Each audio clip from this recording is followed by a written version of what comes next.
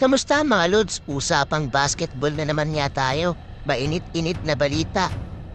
Usap-usapan nga yung naging press conference meeting nila Alfrancis Chua at Ricky Vargas na meron silang gustong ipasok na 2 players bago pa ang laban nila sa China.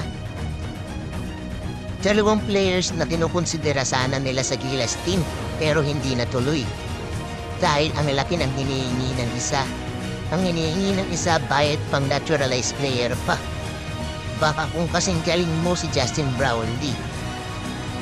Si Justin Brownlee nga hindi nga nag-demand mga lods eh. Hindi naman ata tama yan.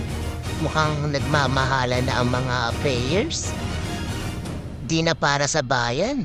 Para sa bayad na mga lods. Ayos. Sino kaya sa tingin niyo yung 2 players na tinutukoy nila Boss Al mga lods?